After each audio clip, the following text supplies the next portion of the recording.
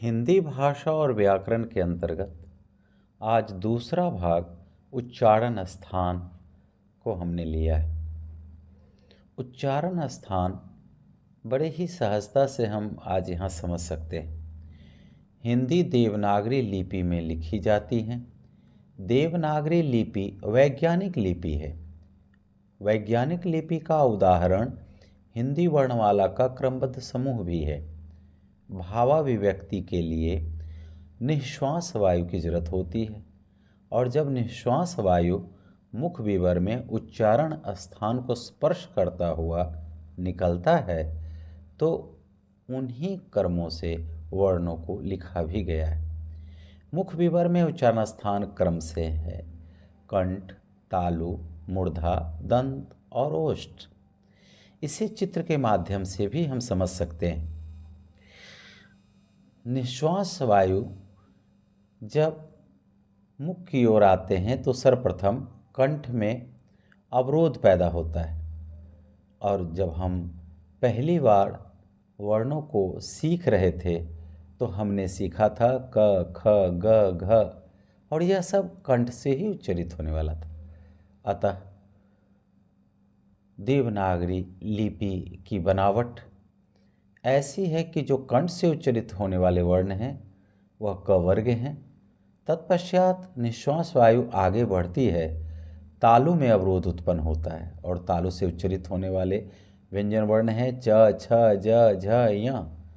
इसी प्रकार से मूर्धा, जिसे कठोर तालु भी कहा जाता है, जहाँ जीभ उलटकर या मूर्धा में जाके स्पर्श करके बोले जाते हैं, वहाँ होता है ट, ठ, ड, ढ, ण।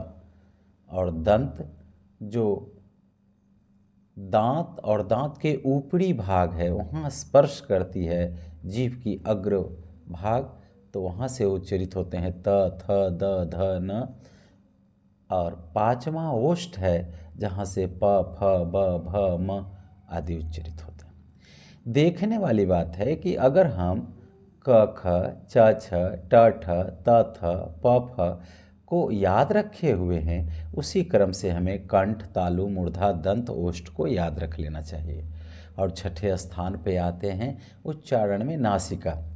कुछ वर्णों के उच्चारण में नासिका से भी अंत में हवा, निश्वास वायु निकलती हैं, जिसमें से हर एक पंचमाक्षर के वर्ण हैं अंग, य, ण, न, म।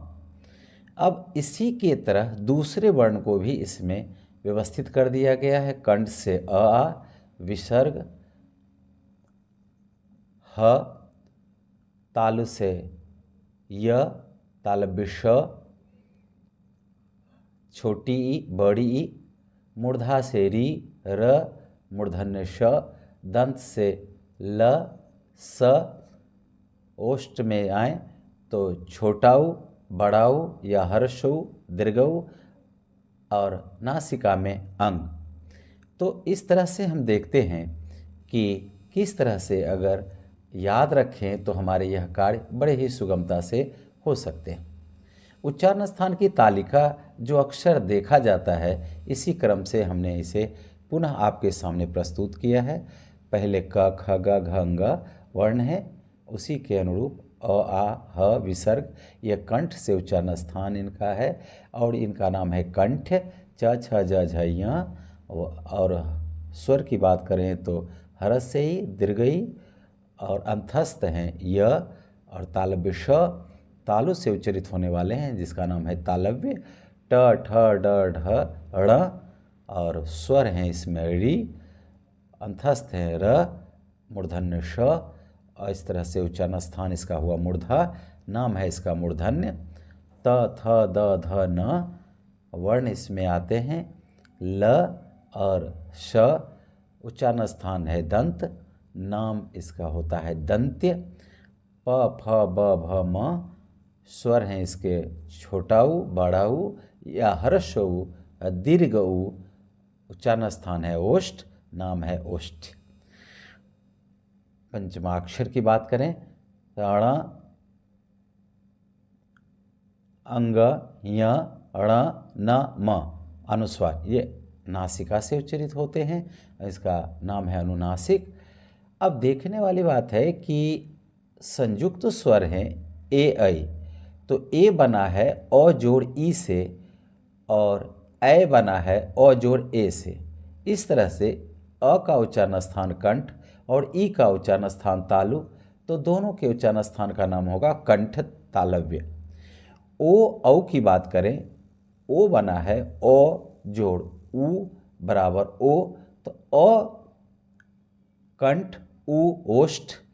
उसी प्रकार से अ जोड़ ओ बराबर औ, इसका भी होगा कंठ जोड़ ओष्ठ, बनेगा इसका नाम होगा कंठौष्ठ। वह दंत और ओष्ठ एक यही वर्ण है जो वर्ण तो एक हैं लेकिन इसका उच्चारण स्थान दो माना गया है। इस प्रकार से अगर हम अलग से वर्णों की बात करें तो संयुक्त व्यंजन वर्ण को भी उच्चारण स्थान हम देख सकते हैं, क्योंकि अक्सर देखा जाता है कि इसमें कहीं ना कहीं अशुद्धियाँ आ जाती हैं। श की बात करें तो क हलंत जोड़ मूर्धन्य श, उच्चारण सहज हो जाएगा, क का कंठ और मूर्धन्य श मूर्धा। त्र की बात करें तो त हलंत जोड़ र, जिसका उच्चारण स्थान होगा दंत और मूर्धा। ज्ञ की बात करें जिसे ज्यों कहते हैं तो ज्यों हलंत जोड़ य, और ये हो जाएगा तालु जोड़ नासिका। और श्र की बात करें तो तालव्य श हलंत जोड़ र, तालु और मूर्धा। ध्यातव्य है कि ज्ञ या ज्य का उच्चारण अगर ज्य होता है तब तो ठीक है, अगर ज्ञ होता है तो उच्चारण स्थान बदल जाएगा। अब हम बात करते हैं कि कुछ हिंदी में ऐसे वर्ण हैं जो अक्सर अशुद्ध उच्चारण हो जाते हैं, और यह सामान्यतः लोगों के साथ ऐसा होता है। विशिष्ट लोग इसे पूरी तरह अभ्यासगत हो जाते हैं और शुद्ध उच्चारण करते हैं। री कर हर्षी का उच्चारण कर देते हैं, कहीं ऋषि लिखा रहता है या ऋतु लिखा रहता है तो उसका र हर्षी से उसका उच्चारण कर लेते हैं, लिखने में भी और बोलने में भी। इसके उच्चारण में स्पष्टता यह है कि अगर निश्वास वायु अवरोध पैदा हो तो वह र हर्षई होगा, और अवरोध पैदा ना हो तो वह स्वरवर्ण री हो जाता है। अगर हम बात करें टवर्गी ण का और तवर्गी न का, तो ये सामान्य तौर पर शुद्ध उच्चारण वाले लोग वातावरण और सामान्य लोग बोलते हैं वातावरण। तो अगर अण का उच्चारण हम करें, मूर्धा से जाकर इसका उच्चारण करें, तो यह अण सही हो सकता है, ना नहीं होगा। तालव्य श के उच्चारण तालु से किया जाता है, लेकिन विशेषकर मैदानी भाग के लोग दंत स के उच्चारण से ही बोल देते हैं सरवत। शरीफा को शरीफा। और ऐसे में मूर्धन्य श और तालव्य